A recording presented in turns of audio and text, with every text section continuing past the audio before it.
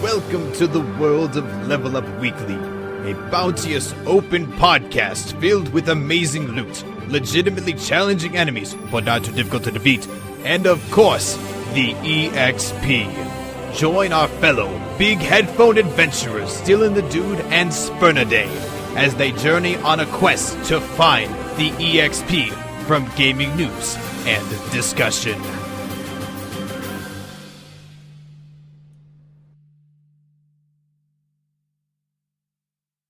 Hello everybody, welcome to Level Up Weekly, your weekly XP for gaming news, and today, this Thursday, or Friday, or Tuesday, or Saturday, whenever you listen to these, I should really stop dating these.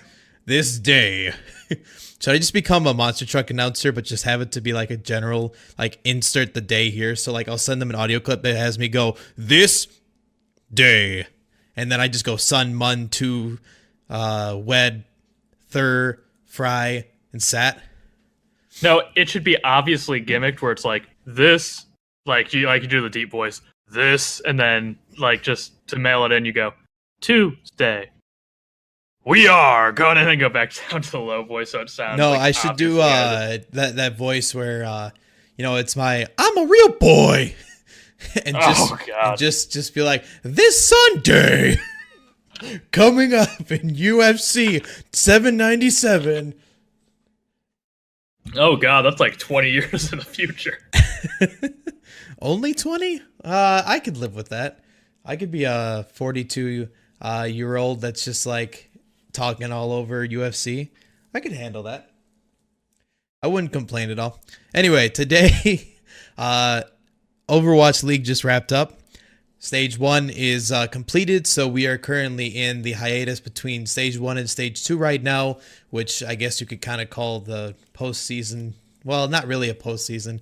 It's, I don't know, I just call it a break, to be honest. It's just the brief period between right now and coming up here with our future transactions. You know, trades are going to happen, some signings are going to happen, the recaps are going to go down, people are going to podcast about it like myself and Dylan, and the usual spiel always comes into play. And I think we're probably going to bring back Jen to talk about after the introduction of the second stage. So I guess look out for having another new voice here on the show. Well, not really new. She's been on here twice. So she'll be setting the record for most amount of times she's ever appeared on the show, except for Silent Echo, who was our constant occurring guest, even though he wasn't. No, he was definitely co-host at that point. We still love you, Silent. We hope that you're doing well. But anyway, yeah, it has been quite a hectic stage here. I just spent a half an hour trying to fix my microphone. If it bugs out in the middle of this recording session and I just stop talking, trust me, I got this. It's definitely a microphone issue, and it's not because I don't feel like talking. Because I think you've learned at this stage, guys, after 24 episodes of dealing with us on the radio, that I think you have learned that we have a tendency to do this, where I talk a lot, and Dylan's like, yeah, I agree or disagree with you, and then brings his intellectual points. And then we have a sick conversation with each other. And then it's the reason that you come here to watch our show or listen to it. You really can't watch it. Well, you could on Twitch on Tuesdays and Thursdays. Subtle plugs. Speaking of which, Dylan the Dude here. Since you never properly introduced me, you just kind of like skipped through and was like passively mentioned me. So here's my official Dylan the Dude here, of course. Oh, by the way, my co-host is Dylan. If you guys didn't know. Yeah, there we go. Anyway. You know, he's just a longtime friend, and, you know, I just tolerate him, you know. Who really loves looking at our Facebook, well, not our Facebook, we don't actually have that. Looking at our Twitter, looking at our Patreon, looking at our Podbean, and our page on WRHC, RadioHarborCountry.com/Level Up Weekly. So, outside of all of those plugs, let's get into some of the content we have today. But before we do that, let's kind of go over a little bit of what we usually do.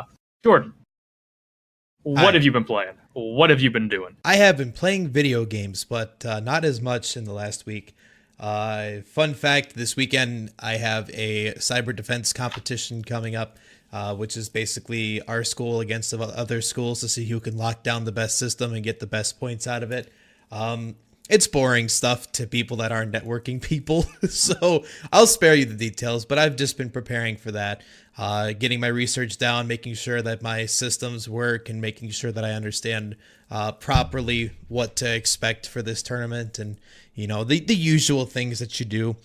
Other than that, I picked up playing Ghost Recon a little bit just to enjoy it. I enjoyed the experience to it, so I have kept on with that.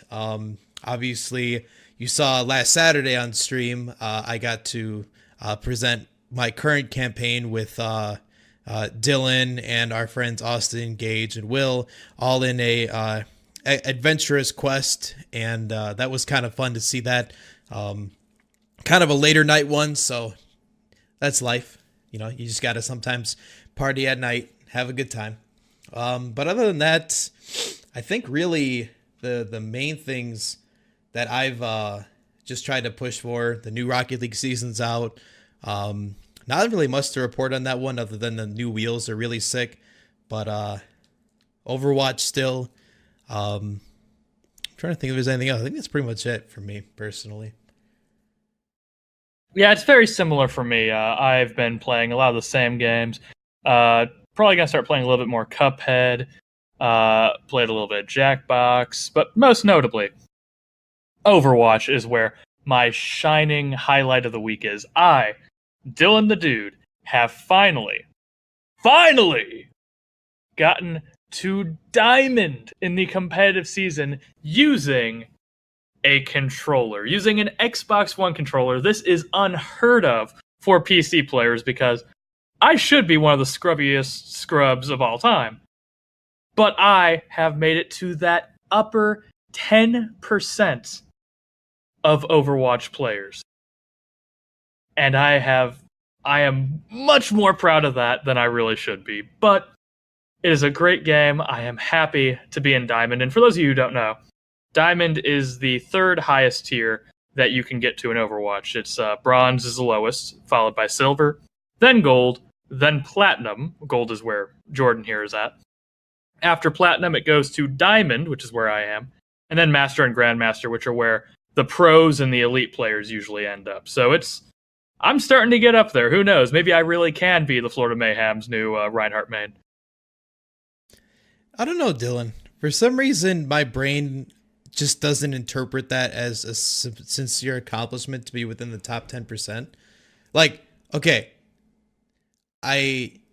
you are better than me, I know for sure, because you're in Diamond and I'm in Gold. But I don't know, my brain always translates to, well, in Rocket League, I was in the top 3% a few seasons ago. Now I'm in the top 0.8% in it, and I'm like, all right, cool. I'm still decent at the game. Well, if you're in the top 0.8%, that's top percent. The top 10%, it's still pretty impressive for a top 10%. And of course, it also depends on what platform you play on. Do you actually know? I'd like to ask you this, Jordan. Do you know how Rocket League players, skill-wise or statistically, actually differ between the consoles? Most PC players are the ones that are in the highest ranks most of the time. There's a console player every once in a while that hits the top 100 rank, but or still hit Grand Champ. But I think that the competition is different on each platform, and the cross-platform thing is kind of fun because it does balance your competition fairly well.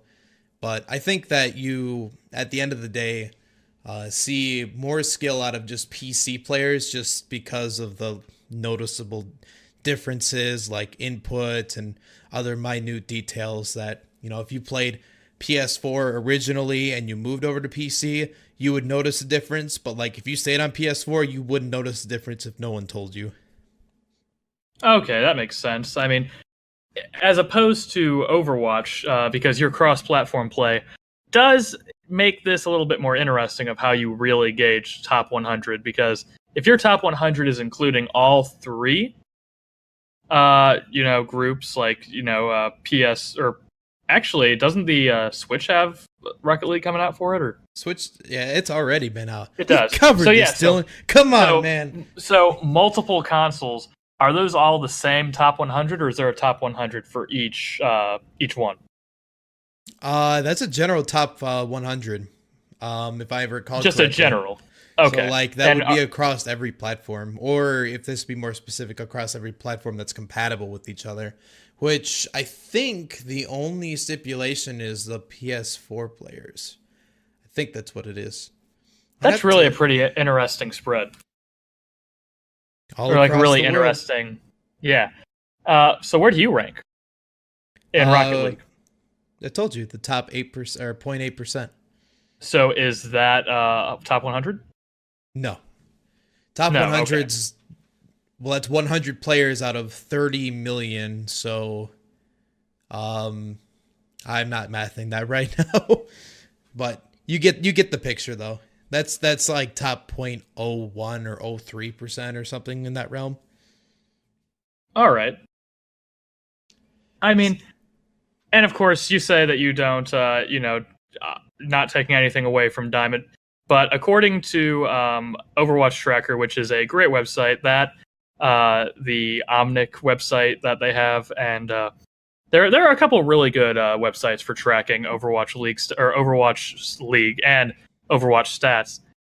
Diamond players make up the top 10% on each, roughly, make up the top 10% on individual PC, PS4, and Xbox One. I am in the top 10% of players now on PC, but I still use a controller like people on the Xbox would. So imagine if I actually applied myself on the Xbox One. Imagine how if I could even make master there. I mean, that would be pretty interesting for me to try out. But of course, PC is where PC Master Race. That's where all the best competition is, and that's where all of the pros play. Of course, so we've got quite a bit of Overwatch League news here. Jordan, first of all, did you get to check out any of the Stage 1 finals for Overwatch League? In a nutshell, yeah, I got a chance to witness not a ton of it, but the main thing that I remembered was the reverse sweep. To be honest with you, that was the thing that just like made me go dang, because to start out the first two games, in his interview, he's like, to start the first two games, it's just to get clobbered and then to say, you know what, let's come back, let's win the next three, now let's win it and become the stage 1 champions, 100,000 in your pocket. That's a great feeling for them for sure. But no, I didn't really watch a lot of the stuff beforehand due to other schedule conflictions. Well, it was an interesting day. Saturday, February 10th was this last day of the Overwatch League for Stage 1. And the day actually started out with the New York XL and the Spitfire doing a regular series game to see who would get that number 1 seed, and as such get a bye for the finals. And the New York XL actually beat out the London Spitfire in going to 5 games, beating them 3-2. The Houston Outlaws and the Boston Uprising also fought to see who would get into the finals, and the Houston Outlaws also won that in a 3-2 series. Almost every single game that was played on Saturday, except for the semifinals with the London Spitfire and the Houston Outlaws, went to 5 games. It was a ton of top-tier professional level play of Overwatch, which is what we come to expect. The London Spitfire had to play had to play a total of 14 games in one, or 15 games in one round, like the one day, to actually come ahead with the $100,000 prize pool for winning the Stage 1 championship. That's a ton of dedication. That's a ton of pressure. I really give the London Spitfire credit, and they most certainly earned that Stage 1 title win. One of the things that was interesting to pick up on was in the talks they wanted to kind of emphasize the fact that how many games they had to play that day, and there's a proposal that potentially in stage 2 they may end up making that and splitting it into 2 days, because if you got someone that goes out and plays as much as they did, basically play the entire day, kudos to them. They were very effective on it, but that can still be very dreary and tiring for people to just go 7 hours, 8 hours, whatever the timeline is, to be there at the tournament and go through what they had to fight through. And yeah, it's great, but I also do see the side that I do support, which is I hope that they kind of split this into 2 days in the stage 2 finals, or just develop a more efficient way to finish off your season. I will admit, when I was watching and I saw the final game between the Mayhem and Fusion Go, which was also a great series, they did the Houston Outlaws versus London Spitfire to see who would play the New York XL. I thought that game was going to decide who would face the New York XL, and then they'd have the game on Sunday. I was very surprised when I found out that meant they played them immediately after. So I can agree with you that it definitely is not easy to play that much Overwatch at that competitive level for that long. And it might be more beneficial even for the viewers, although the viewers were very hyped at this long day of Overwatch League. I do think it may benefit everyone to try to split it up into 2 days, like a Saturday, Sunday type thing, rather than just front-loading it all on that Saturday. But they were a lot of great games, and everyone that played very much deserved what they got. Pine played tremendously for the New York XL. Bird Ring was just outplaying him, outwidowing him at every step, which was just so impressive to see. But I don't know if the London Spitfire is going to do as well as they did in Stage 1. They very well might, but I say this because, Jordan, just like real sports, there have actually been some trades and new signings here in the Overwatch League. Has there been any confirmed trades yet, though? I didn't actually see anything on hand. There have been some officially made trades and new pickups. Of course, we reported on one of these last show where the Shanghai Dragons, in trying to inflate their roster, trying to give it more of a well-rounded edge, signed 3 of the top players in China that weren't on their team originally, including the world's top Zarya player, who will also be the first female player in Overwatch. We reported on that last week. But it does look like the Dallas Fuel are picking up 2 new players. They're picking up Rascal from the London Spitfire. He was one of their kind of cycling DPS, but he didn't really get as much of a chance to play from London's games because they relied so heavily on Bird Ring. However, he is a tremendous DPS player, and the Fuel are looking to pick him up, and I think they have finalized that deal. If they haven't finalized that deal, they have finalized their other one, where they're picking up Dylan Bignet, also known as AKM. He used to play for a French team called Rogue. Rogue was one of the few teams I followed heavily during the Overwatch World Cup, and he was a very valuable part to their team. So I find it a little odd that the Dallas Fuel are picking up some more DPS players, considering that they do already have some great DPS players on tap. What do you think about this, being the Dallas Fuel fan? I wish that they would get more than 3 wins. That's all that I could say. No, I think picking up DPS players isn't necessarily a bad move on their part. I don't have a lot behind Dallas's back end and what kind of stats they wielded, but when they had the whole thing go down with XQC, and in my opinion personally, I didn't see Siegel perform at his true finest. I think at the end of the day, I was more focused on enjoying Taimu's performance rather than Siegel's. And so I think that making the move to make a more effective DPS, I mean, we saw this a lot in Stage 1, that your DPS really answered the question if you guys were going to continue or if you guys were going to take a loss that game.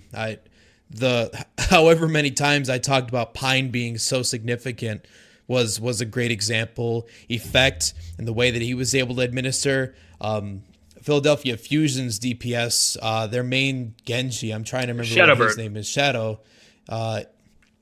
Like that guy was crazy to watch. And just, I think I've learned that if you have a front line that is able to destroy either the front or back line, or be able to balance it in a way that you're able to do both, that's what's going to help you win a lot. And I've said this before, there are times when you see like a Junkrat come into play, and the Junkrat, if he's not as effective, it just doesn't work out. If you get someone that's a sharp shooter, if you get a Widow or a McCree, and those guys are just popping shots at a rate of 69% accuracy, that's when you really start winning it out. And that was one thing I wish that I saw more personally from Dallas, was not necessarily the Junkrat selections, but the McCree and the Soldier 76, the Widowmaker decisions. Like, those are the ones that I wish that I saw more of. Speaking of things I wish that I saw less of, is BZ from the Philadelphia Fusion going out in that diva skirt or whatever. I'd stop it. Stop it. It's like, yeah, your legs looked good, but man, please don't do that again. just don't. So, from a presentation standpoint here, Jordan, who or what teams or what players in the Overwatch League have stood out to you with being a unique personality, who have, whenever you see them up there or see any of their antics, that, they have that star power that, you rarely get in sports. Tim Tebow, of course, is a good example of that. Not necessarily one of the best players out there, but charismatic, memorable, noticeable. Do you see any players in the Overwatch League that are like that? Yeah, your entire team of the Florida Mayhem, and how many times they meme to get on the stage and yet get their butts absolutely handed to them. That was my favorite part. I probably linked this to you in my Discord a long time ago, or 5 days ago. I don't even remember. But I just remember watching that video and being like, yeah, that does kind of make sense. The amount of times that they've just done some kind of like super funny intro, and I'm like, haha, that's kind of funny. And then they just get clapped. I'm like, huh. Yeah, I think they were focused on a different element of that game. Well, here's the great thing, is that the Florida Mayhem have already confirmed that they have picked up 3 new players, which will 2 new players and a new coach as well. This is certainly going to help out the Florida Mayhem, because the Florida Mayhem, while they did lose a lot of games, they had the distinction, they had a handicap really, and it wasn't necessarily their team's skill or their own fault. They did not have any subs. Every other team in the Overwatch League had the ability to sub players in, take players out, give some players rest. The Florida Mayhem didn't have that. They had to play every player, every game. And that, while maybe does give some benefits for team unity, also really does put a hamper on them for really what they can do.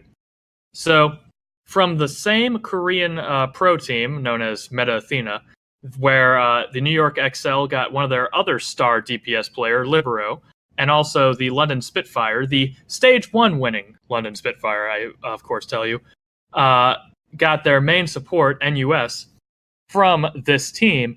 The Florida Mayhem have picked up 2 players, a tank main and a DPS main, from this Meta Athena team to help round out their now a lot more impressive roster, because now they'll actually have the ability to trade in, trade out. Maybe Manitin won't have to solo carry with his tank play anymore, can get a little bit of a rest. And also Tavik and Logix can hopefully work out some new strategies with their incoming Korean star that they're getting. All I know is that I'm watching that video I linked to you again that says it's hard being a Florida Mayhem fan, and just giggling every time I see the clip come up, where right at the beginning they just start playing music and they're just like, look at these guys, they're amazing. And then there's just like this highlight clip of just Shanghai just clipping them in the face like multiple times. I'm sorry, Dylan. You'll probably find something like that from Dallas too, but I'm just kidding. I was gonna say, at least we 4-0'd the Shanghai Dragons. You had to go to 5 games with them. Yeah, but how many wins do we have, sir? Very marginally few more than my Florida Mayhem. And also, we Five have additional map wins, and and we have less two suspended additional players. match wins. We have less suspended players. Okay. Touche on that part. He'll be But- back. I'm really curious, though. I'm really curious if he's... I don't think he's going to get hit again, because I'm pretty sure he's kind of aware and was disciplined for it. But I think what would be interesting to see is XQC coming back? Because I saw him play with Tim the Tapman the other day, and I'm really curious to see if when he comes back, if he's going to be as effective, more effective, or less effective than he was before. He's a very good tank player for the team. I always enjoyed watching him play through on as Diva, especially. Like his Diva to me was a very nice or good to watch, I guess is the way I'll put it. So I'm a little curious to see what he's going to end up doing and see if he's going to be as great for his team, or if these new pickups that we're going to get are going to be a big help to us. We'll see. I mean, I will admit, after he got suspended, I did really see a lot of good play come from the other tank mains, of course, Coco and Mickey. Both had some really impressive times, and honestly, I would, even though we know Seagull is a great DPS, we know Effect's a great DPS, I would have to give, honestly, Mickey the MVP spot of the team, because he really did carry a lot better. Him and Taimu, I'd have to, give probably equal credit to, because Mickey was the tank that they needed. I feel like Felix, aka XQC, is a great tank, but I think he's a little more aggressive or trying to be a star player than the Dallas Fuel really needed, because I like to link in the Dallas Fuel to a bunch of star players playing on the same team. But they don't exactly work the best with each other, and that's why they lost so many early games and games to teams that they most certainly should not have lost to. I mean, you signed on to them really early on because of their incredible talent. I feel like they either have to get their they have to get their shtick together, or it might be another bottom of the barrel for them this stage 2. Hello, we were third from the bottom of the barrel. Yeah, and the team at the bottom beat you for 2 games. Congratulations. Still won, baby. Still won. I almost Barely. didn't become a Dallas Fuel fan because of that game. And I feel like it's going to be applicable the next season, too. We'll see. We will see. Although, we get to see it because the first game your Dallas Fuel has is against Shanghai. So we'll see how those new players work out. I would laugh if we ended up losing, because at that point I would legitimately change and I'd become a Spitfire fan. I'd bandwagon. I don't even care if I'd get bashed for it. I'd just be like, I'm a London Spitfire fan now. Well, here's the interesting thing, though, and since we're going into this in-depth talk about the Overwatch League, I do think Stage 2 is going to be drastically different and much more entertaining to watch due to the new rules of how the stages work. So all live patches for Overwatch the game are applied to the new stages. So however Stage 2 starts, whatever the meta, whatever the state of the game is what it will be for the rest of Stage 2. And with the Mercy and Junkrat nerfs being in effect now, and they will take effect for Stage 2, this means you're not going to every team's not going to have to play Mercy. I believe our friend Jen actually found some interesting stats on that, did she not? I don't know. Is that something you got? I believe it's in our notes here. I'm just wondering what you're elaborating to specifically, because I got a lot of things that I could put on here, but I'm just wondering what you mean by that. Well, the 106 hours, I think it was, on Mercy between all teams, which is significantly the most played character in the Overwatch League, at a 96.6% pick rate. We most certainly will not see that going into Stage 2 with the severity of the Mercy nerfs. Do you think that's going to be healthy for the Overwatch League, or do you think it's going to make it unstable? I think Blizzard hates his player base. That's what I honestly think. Because The pro players have said in a lot of interviews they want to get Mercy absolutely nerfed down to not being as playable. But yet, when she's now nerfed down to the ground, that sincerely big change in the meta has caused this rift that people are like, well, we want a Mercy, but like we can't have the Mercy that we had before, and she's not really as effective as she used to be. So what exactly are we to do? And so changing around new metas, and this is why this period is important, because this is now the time for teams to change new strats, because this is now time when Mercy's play rate's going to be low. I think Moira is going to be the replacement, in all honesty. Oh, Moira's going to be the top healer. I have no doubt in my mind that she's going to take that top spot. However, I do think we still will see Mercy, especially the Dallas Fuel.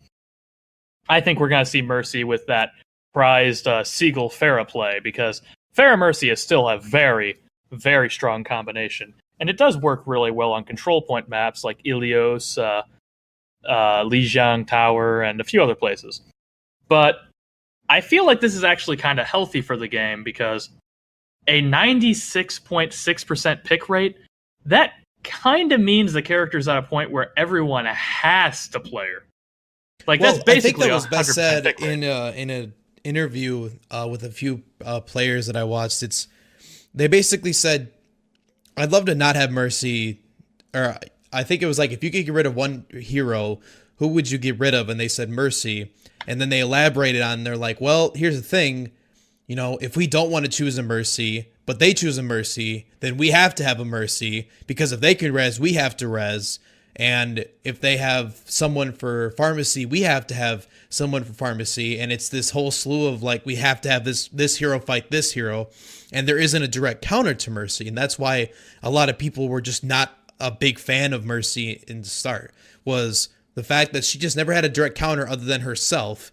And that she, overall, her, up until now, her ultimates have just been consisting of, well, you did all this work to get rid of all these people, but they're back in the action that they were before, so congratulations, you did nothing.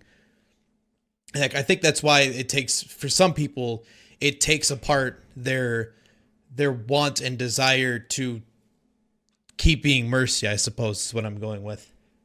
Well, Mercy has been nerfed so that she can't res two people during the span of her ult. She doesn't automatically get that res back. But she still does have res as an ability.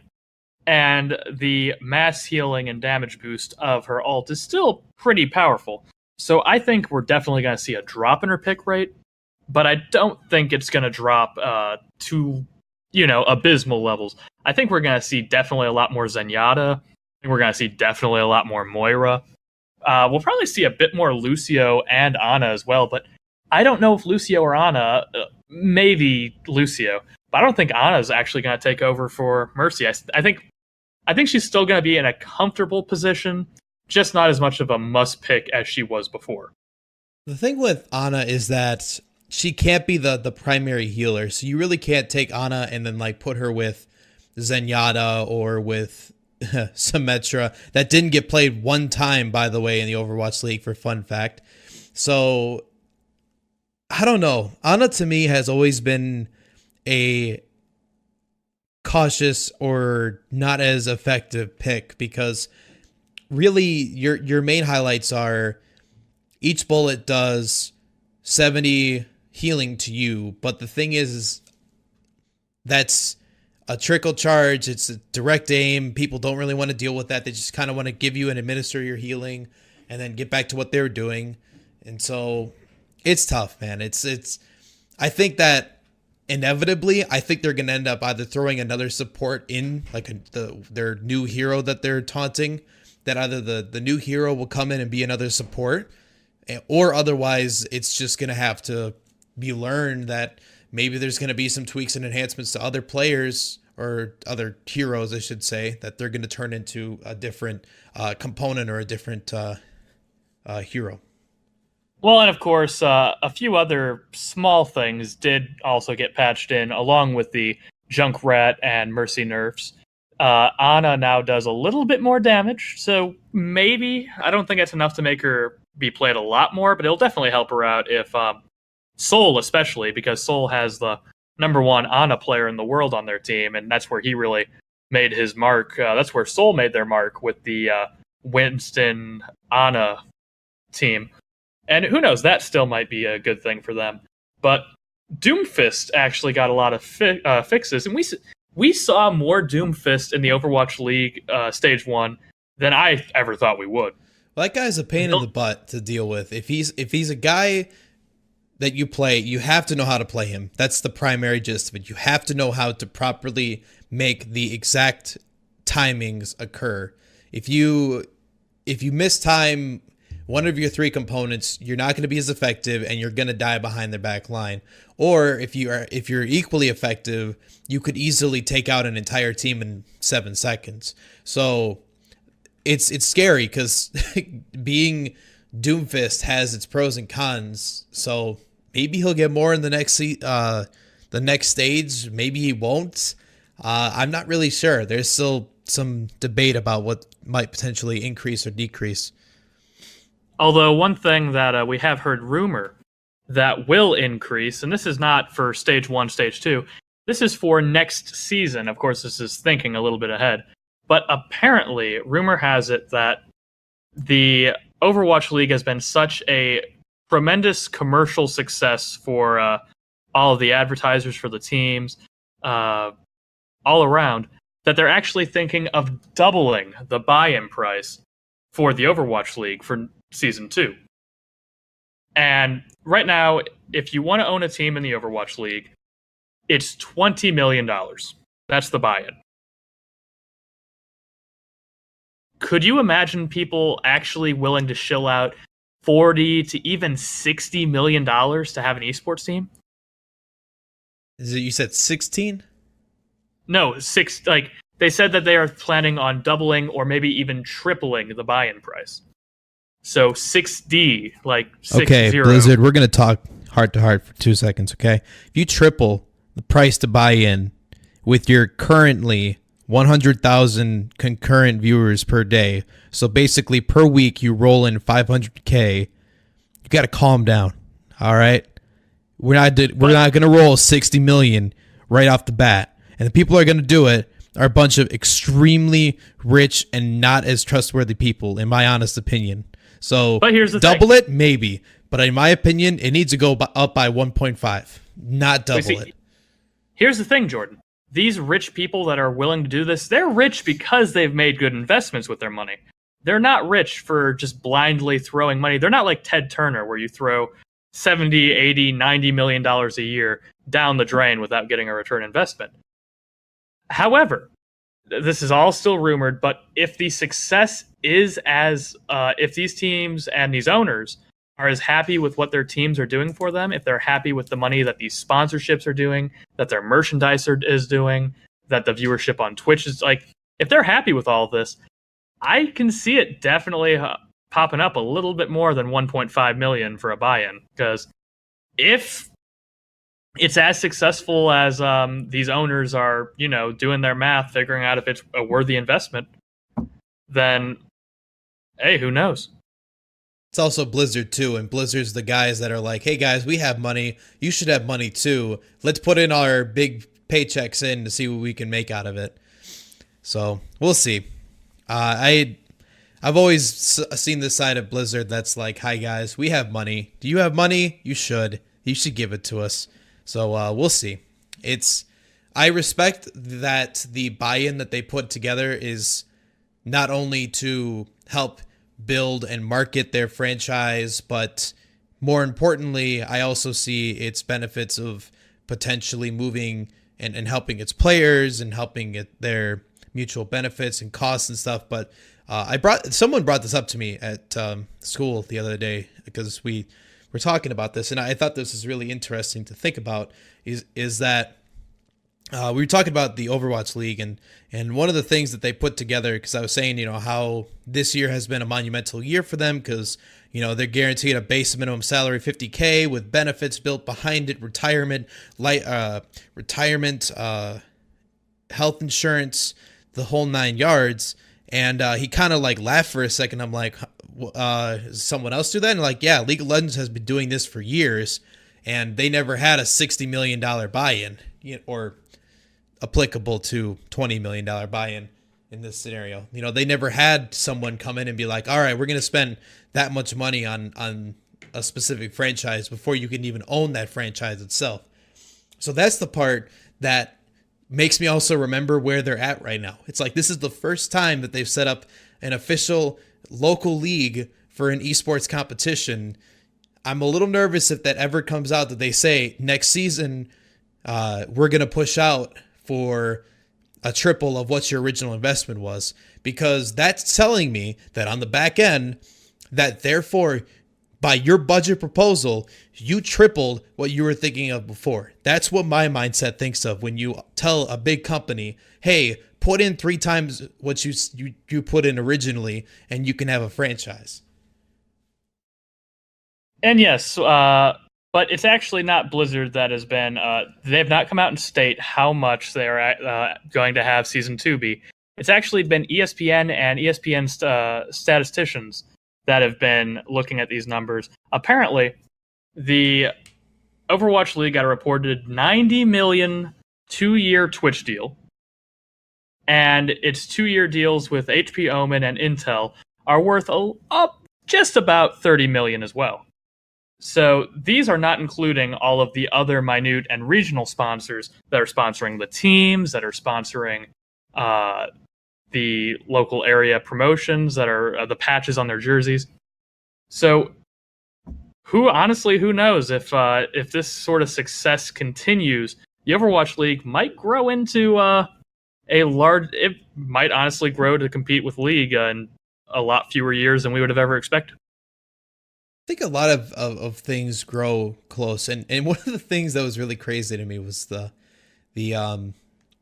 major in CS:GO that netted or got 1.6 million concurrent viewers, because that told me right there that other esports that are new are getting really good bearings, but they're not there yet. Because CS:GO has been around for, I think it's 7 to 9 years. I don't remember the exact timeline. And you have a major that hits 1.6 million on just Twitch itself is the part to me that makes me go, yeah, other esports are doing really well, but they're not to the OG level yet, which is League of Legends and CS:GO and StarCraft 2 and Dota. And so I think they have a very good chance of raising the stakes. And if they continue to make really good leaps and bounds and maybe cut back on some of the stupid memes that happened this year, I think that the Overwatch League could really have a good opportunity and a good chance. And of course, it's esports are still not looked at as, it's not like football. It's not like basketball, although honestly, I think it might be becoming a little bit more popular than basketball at this current stage. That's a long shot. But I do believe that with how it's growing and how interests for these sorts of games, these sorts of esports, are growing, do you think we'll ever see it to the point where you can seriously, legitimately compare something like the Overwatch League or CS:GO? I mean, we've already seen in our previous episodes that you can compare them to the Masters. You can compare them to golf tournaments. You can compare them to many different sporting events. Do you think we're ever going to see in our lifetimes, Jordan, where it can rival some of our more popular sports here by the States? Like football 60s. Or basketball? I'll be really honest. I think it's going to take a point that it's going to be 2 to 3 generations after me that it's going to be like, yep, esports are a conventional thing. Because we're still at this stage where conventional media doesn't respect a regular esport as a legitimate claim to fame, because then there's also now this new controversy where gaming is treated as a bad affecting mental condition as well. That was kind of interesting to read about that. So there's going to be some things that are come in line that, I think that we're going to eventually hit like a really, really big tree with our car, and we'll see what esports will do after that accident. So we'll see what will come out of it. You know, it's very possible that we could see someone walking down the streets and saying, "Hey, did you catch that recent Overwatch game?" Or, "Hey, did you catch the recent basketball game?" I mean, there's so many different ways that you could maybe envision what your future is going to be like. But then there's also that side too that's like, what if this game ends up dying and someone replaces it, and then they have to rebuild that, and then that one dies, and then the other one has to rebuild it.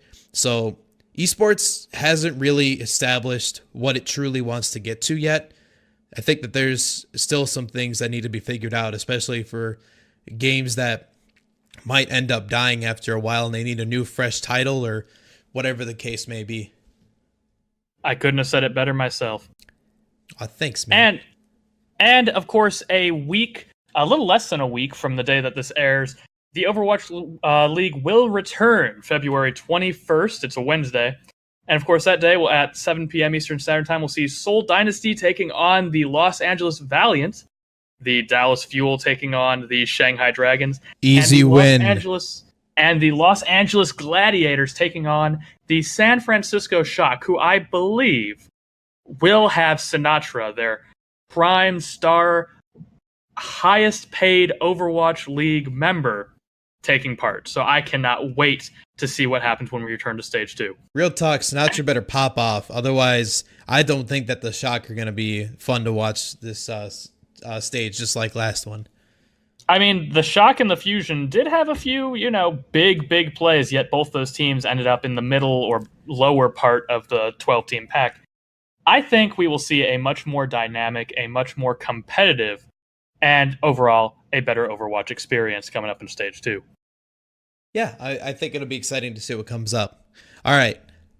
So now, there's one more thing I want to do before we head out for today, and that is that I just want to let you guys know this coming Sunday, and that is, in case you needed a date, February 18th, you're going to see an announcement pop up on our Twitter feed. Follow us at Level Up Weekly, because something's about to go down in a couple weeks, and it's going to need your help, and it's going to need mine and Dylan's help, obviously, because we're kind of running it, and we're going to need everyone and their brothers, mothers, ancestors to join in and help us out. It's going to be a really fun time, but we can't tell you any more about that yet because we didn't announce it, and I don't want to tease you guys yet. We'll talk about it next week, though.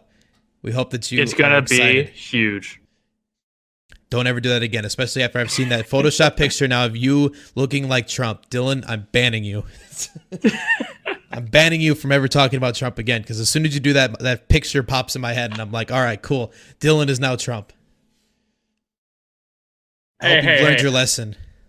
I might make a very ugly lady, but at least I make a semi-decent looking. No, I think you look better as a lady than you do as Trump. Like, let's be real. Like, if you were a lady, you would just be a lady that just didn't shave much. That's all that I would say about you. But with Trump, I'm like, oh no, he's going to build a wall around our basement when we do this live stream. What live stream is that? Tune in next week to find out a little bit more about that. Of course, I am Dylan the Dude. Here you can hear us on Level Up Weekly on all of our usual mediums, 93.5 WRHZ, 106.7 WRHC, Patreon, Podbean, iTunes, all the places you can hear us. And I'll pass it over to Jordan to end the show. You know where to find us, guys. Level Up Weekly. Google search it. You'll probably find some buttons along the line here. We really do appreciate you guys' support, and we love to hear you guys' feedback here. Much love to you guys. Streaming Saturdays are still going strong. We got Dylan going up this weekend. And what are you planning to play, Dylan?